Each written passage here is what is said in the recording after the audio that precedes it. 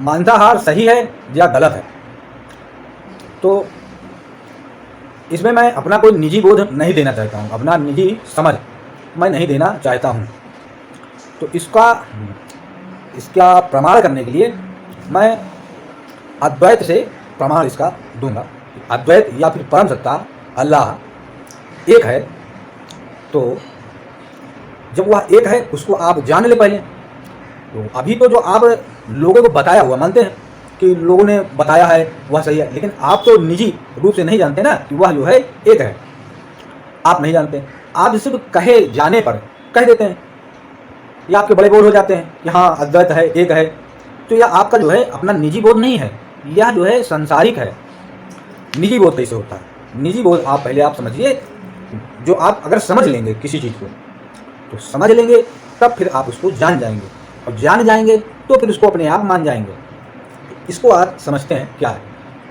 गुरुओं ने, पैगंबरों ने, पूर्व के लोगों ने बताया कि ईश्वर अल्लाह परम सत्ता एक है।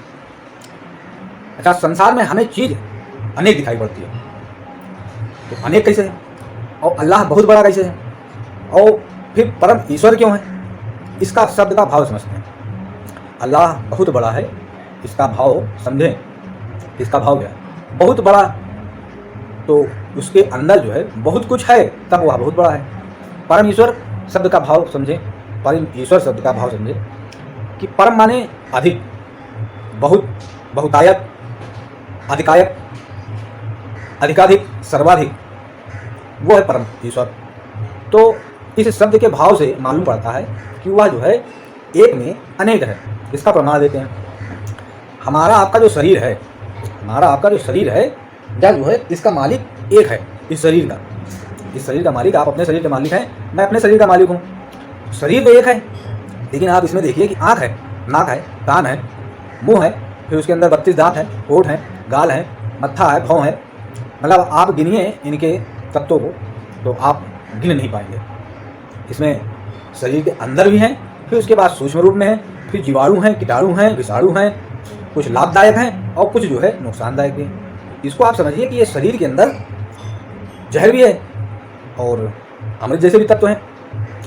तो यह शरीर गुरुओं ने बताया, पैगंबरों ने बताया कि अपने स्वरूप उसने हमें बनाया है, अपने स्वरूप। लोगों ने पूछा कि हे गुरु, वह कैसा है? उनका मेरे जैसा है, तुम्हारे जैसा है। उसने कैसे बनाया? हमें अपने स्वरूप बनाया। तो जब अपने स्वरूप अगर बनाया है तो सेम हमारी तरीके तो होगा। अगर इस बात को आप मान लें तो ज़्यादा अच्छा होगा। यदि अगर आप पुरानी कल्पित कथाओं में रहेंगे तो आपका अपना मत, उसी हिसाब से आपका बोध, विचार और आपका जीवन का फंसाव होगा। बाद में वजन हो, सही लगे तो बैठ करके इत्मीनान से देखिए, समझिए बात को, और लाइक ज़रूर कर दीजिए, क्योंकि लाइक करने से यह वीडियो यूट्यूब किसी और को फिर दिखाएगा। तो लाइक ज़रूर कर दीजिएगा। अब अद्वैत जो है आपने समझा, यह शरीर के अंदर असीम तत्व है। असीम तत्वों का मालिक है एक, इसका मुखिया मालिक एक है। दुनिया के लोग आपसे कहें तो मुझसे कहें कि ऐसा आप काम करो, जो हमारा मत होगा ना वही हम करेंगे, और जो आपका मत होगा वही आप करेंगे। तो इससे आप समझिए कि शरीर का मालिक एक है, इसके अलावा कोई दूसरा नहीं है। इसी तरीके इस संसार का मालिक भी एक ही है, इसके अलावा कोई दूसरा नहीं है। अच्छा, हमारे अंदर पाप और पुण्य का भी बोध रहता है। यदि अगर आप एक को समझ लेना तो आप ये मुक्ति वाला जो बवाल चल रहा है संसार में सदियों से कि आत्मा की मुक्ति, आत्मा तो स्वतंत्र है और शरीर मरने के बाद आज़ाद हो जाता है, और जो मैं होता है माने आप, जो समझ शक्ति, आपकी इच्छा शक्ति, आपके विचार, ये जो है ये बरी नहीं होते हैं, यही फंस जाते हैं। तो ये मृत्यु लोक तक का सफ़र कराते हैं। तो अभी मेरा वह टॉपिक नहीं है, लेकिन इस तरीके की जानकारी को समझने के लिए जो अभी से पहले नहीं बताई गई हैं आप लोगों से, उसको समझने के लिए चैनल पर जुड़े और सब्सक्राइब करके रख लीजिए, बेल आइकन कर लीजिए। कुछ अच्छे वीडियो मिलते रहेंगे आपको। और फिर जैसा आपका प्रश्न हो, जितना हो सके उतना गाढ़ा प्रश्न कीजिए और उसका उत्तर आपको मिलेगा। हो सकता है देर में मिले, लेकिन निश्चित रूप से अच्छा उत्तर मिलेगा। अद्वैत में जो मैं कौन हूँ को जिस दिन जो व्यक्ति जान लेता है तो वह अपने आप बरी भी हो जाता है। तो जब तक ईश्वर और वह अलग रहता है, तब तक वह पापी रहता है। और जब वह ईश्वर और अपने आप को, इस भेद को मिटा देता है कि ईश्वर अलग है और मैं अलग हूँ। शब्द का मतलब जो बात है, इस बात का सिर्फ मूल पकड़िए आप, इसका अर्थ अभी आपको समझ में आ जाएगा कि अगर ईश्वर है और मैं हूँ तब भी दो हो रहा है। तो गुरुओं ने बताया, पैगंबरों ने बताया कि वह अद्वैत है। तो आप समझिए कि अगर वह ईश्वर है और हम हैं तो भी वह अलग हो रहा है। मेरे लिए वह दूसरा पर्सन है और उसके लिए हम दूसरे पर्सन हैं। जो इन भेदों को अपने बोध में से मिटा देता है, असली बोध तक पहुंच जाता है, वही जो है मुक्त हो पाता है, वही स्वतंत्र हो जाता है, वही स्वर्ग माने अपने मूल स्थान में पहुंच जाता है। तो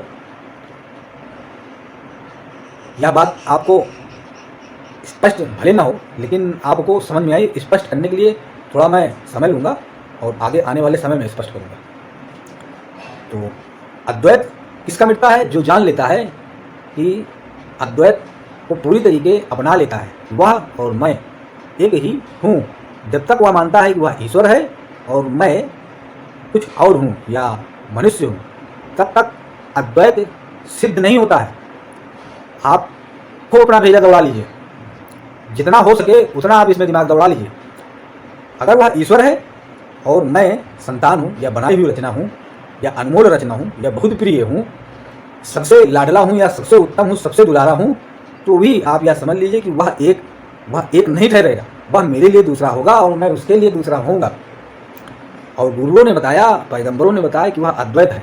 यही भेद गुरुओं ने नहीं बताया, या इतना गाढ़ा भेद है, इसको आप, यही है भव, इसको पार करने में आपको कई जन्मों तक का सफ़र, अभी आप जो है जब से यह ब्रह्मांड मतलब संसार अस्तित्व में आया है, उस दिन आपका जन्म हुआ था, उस दिन से आप अभी तक हैं और अभी आगे रहेंगे। जिस दिन आपके अंदर का जो मैं है वह मिटेगा तो अपने आप मुक्त हो जाएंगे। मैं माने आप कुछ हैं, मैं माने आप कुछ हैं, मतलब परम सत्ता से आप अलग हैं और वह अलग है। मैं हूँ और फिर वह है, उसका मतलब कि दो लोग हैं। अद्वैत नहीं साबित हुआ इस जगह। और जो अद्वैत को मान लेता है, अपने आप को भूल जाता है, वही व्यक्ति मुक्त हो जाता है। तो देखिए यह भेद है, इसको आप कब तक समझ पाते हैं यह आपके ऊपर है। अच्छा, आप समझते हैं मांसाहार। संसार में अगर हमें जीना है तो जानवर हम खा रहे हैं, तो जानवर खा रहे हैं, किसी गैर को नहीं खा रहे हैं, स्वयं को ही खा रहे हैं। जब वह अद्वैत है तो सब कुछ वही है, तो हम ग्रहण भी उसी को कर रहे हैं। उसके अलावा कोई सृष्टि में कोई चीज़ नहीं है, कोई दूसरी सत्ता ही नहीं, तो हम ग्रहण किसको करेंगे? भोग किसका करेंगे? करेंगे स्वयं का ही ना। तो जो माया बताई गई, माया, वो माया यही है। माया यही है कि हम उसे अलग मानते हैं। और जो इस माया को समझ लेता है, जिसका मतलब 10वीं ज्ञानेंद्री जाग जाती है, जो बताया गया कि इस रंग महल के 9 दरवाजे हैं, जिस दिन वो 10वां दरवाज़ा खुलता है, 9वें दरवाज़ों का प्रकाश धीमा होता है और सबसे तेज प्रकाशमान 10वां द्वार होता है। तो वह जिस दिन जागृत हो जाता है, खुल जाता है, तो 10 दरवाजे का प्रकाश, 9 दरवाज़ों का प्रकाश आपको दिखाई नहीं पड़ेगा, तो 10वें में आप जो है आगे बढ़ जाएंगे। ये है। अब जो आप मांसाहार कर रहे हैं, तो संसार में कोई भी कृत्य गलत है या सही है, ये आपके ऊपर निर्धारित करता है। आपने यदि अगर आपने इस बात की समझ आ गई कि अनाज है मेरे पास और हम जानवर खाते हैं, खा किस लिए रहे हैं? टेस्ट के लिए। और जानवर के प्रति प्रेम भी है अंदर से, लेकिन टेस्ट के लिए खाए जा रहे हैं। तो आप कोई दूसरा पापी नहीं कहेगा। आपका जो जीव आत्मा है, जो मूल है, मूल उससे मैं अलग है, वह जो है पापी हो जाता है। मूल बता देता है कि तुम पापी हो, तुम यहाँ गलत कर रहे हो। तो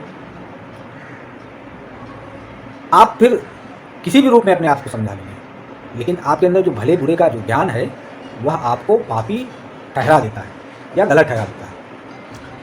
अब सही आपका मन है, आप कहीं जंगल में हैं और फंस जाए, कहीं भूख के मारे मर रहे हो, तो उस दिन आप जानवर खा लेंगे और आपका जीवात्मा इस बात को नहीं कहेगा, पूरा सपोर्ट करेगा जीवात्मा आपका कि जीना तो बहुत ज़रूरी है। अगर मैं हूँ जो जग है, संसार है, उस दिन इस बात का बोध वो कराएगा। उस दिन आप पापी नहीं होंगे, लेकिन आपके पास अनाज वगैरह सब चीज़ की व्यवस्था हो और उसके बाद आप जो है जीव जंतु खाएँ, तो आप अपने आप कोई पापी कहे ना कहे, इससे कोई फर्क नहीं पड़ता। आप स्वयं अपने आप को पापी बना लेते हैं। आप यदि अगर आप जानवर से प्रेम रखते हैं और आपका निजी बोध कहता है कि यह गलत है, तो आप तो स्वयं गलती कर देते हैं। अच्छा, अब इस समय जानवर खूब खाए जा रहे हैं, तो जानवर खाए जा रहे हैं और जानवर पालने में पानी का खर्चा और अनाज का खर्चा, मतलब तमाम चीज़ों का खर्चा है। उसके बाद फिर कहीं थोड़ा सामान भी मिलता है, और मिलता क्या, स्वाद। तो जानवर आपका मत है, आप खाइए, और लेकिन आप में अगर समझ जाग गई है कि यह गलत है, तो फिर आप गलत कर रहे हो। उसमें कोई कुछ भी करे, उसमें दोषी कोई दूसरा नहीं हो सकता, स्वयं आप दोषी हैं।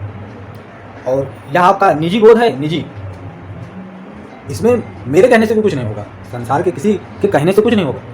कोई कितना भी आपको समझा दे और आप कितना भी अपने आप को दिलासा दे लें, लेकिन आपके अंदर जो भले बुरे का जो ज्ञान है वह आपको दोषी बना देगा कि आप जो है यह गलत कर रहे हैं। आप बंद कमरे में कीजिए, कहीं भी कीजिए, लेकिन आप दोषी हैं। अब संसार की इस समय यथा स्थिति यह है कि जानवर खाए जा रहे हैं, आबादी बढ़ती जा रही है। दो परिस्थितियां हैं, आबादी मानव की बहुत बढ़ रही है, जानवर और प्रकृति की हानि बहुत हो रही है। तो अब यह जो परम सत्ता एक जो है, उसके जो स्वरूप यह शरीर बना हुआ है, अब इस पर फिर से आते हैं कि यह शरीर है। यदि अगर हमारे मुंह में 32 दांत हैं, तो दांत का अनर्गल यूज करेंगे तो एक दिन दांत 7 छोड़ देते हैं। तो दांत 7 छोड़ देंगे, जब दांत 7 छोड़ देंगे तो फिर आपका जीना जो है मतलब कठिनाइयों से भरा हुआ है।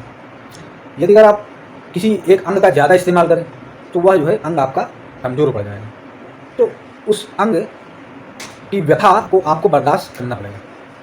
तो ये होंगी आने वाले समय में कठिनाइयाँ। और एक समस्या होती है, जैसे संसार की समस्या है कि आबादी बहुत बढ़ रही है।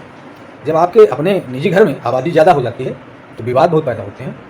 तो ऐसे समझिए कि संसार में जब आबादी ज़्यादा हो जाएगी तो भी विवाद हो जाएगा।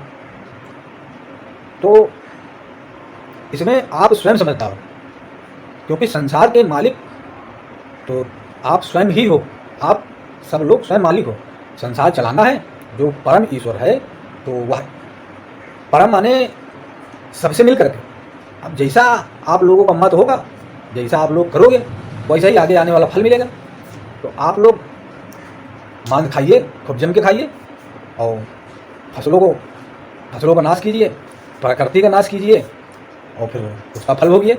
या फिर जानवर जीव जंतु बचाइए, पशुओं को पशु खाने दीजिए। हमारे पास अनाज उगाने की कला है, तमीज़ है, और हम सक्षम हैं, तो हम अनाज उगा करके खा लेंगे। हमको रेगिस्तान में तो है नहीं। तो अगर यह बात अगर आपको समझ में आ जाएगी तो संसार को समझ में आ जाएगी, तो फिर संसार आगे अपनी चाल जो है बदल जाएगी। संसार की यथास्थिति सुधर जाएगी। विश्व युद्ध की ओर जा रहा है, सब बातों से आप वाकिफ़ हैं, और इसमें कोई ज्ञानी अगर ज्ञान दे तो वह दोषी होगा। इसलिए सिर्फ तथ्य तक ही आप जानिए, क्योंकि मैं किसी को क्यों कहूँ कि आप गलत कर रहे हो, सही कर रहे हो। संसार के मालिक आप हो, संसार में कोई दूसरी सत्ता है ही नहीं, आप ही तो हो। और आप हो कैसे? असीम से मिल करके आप बने हो। असीम है तभी एक है। इस शरीर को चलाने के लिए असीम गुण तत्व मिलते हैं। तो सब लोग अगर अपना अपना कार्य करें, जो जिसका कार्य है, तो शरीर में कोई अगर कमी हो जाती है जिस समय, तो कई तो एक जगह इकट्ठा हो जाते हैं, उसी विषय पर काम करते हैं। तो अगर इस समय संसार में इस बात की ज़रूरत आ गई है कि प्रकृति बचाई जाए और प्रकृति को थोड़ा सेव किया जाए, आबादी पर नियंत्रण किया जाए, तो ऐसा कर लीजिए, तो अभी हम लोग लाखों साल जी लेंगे। और एक बात बता दें, अब इसके बाद समय जो है ज़्यादा हो रहा है, इसके बाद फिर कभी चर्चा करेंगे और किसी विषय पर। हम लोग यहाँ आए हैं मौज मस्ती आनंद करने के लिए। लोग पूछते हैं हम इस दुनिया में क्यों आए। हम लोग आए हैं मौज मस्ती आनंद करने के लिए, लेकिन हम लोग इस बात को समझ नहीं पाते हैं, गलतियाँ करते हैं, तो उसके बदले में हमें सजाएं मिलती हैं। तो हालांकि जो आपसे जो गलतियाँ होती हैं, पाप और पुण्य, इसका फल आपको यही भोगना पड़ता है। और आप समझें कि मोक्ष और मुक्ति से बाहर चले जाते हैं, तो मोक्ष और मुक्ति एक परम सत्य है, वो असीम है। जो परम सत्ता है वह असीम है, उससे आप बाहर जा ही नहीं सकते। आप समझो कि आप निकाल करके बाहर फेंक दिए जाओगे, बाहर कोई ऐसा स्थान ही नहीं है जहाँ आप बाहर निकाल के फेंक दिए जाते हैं।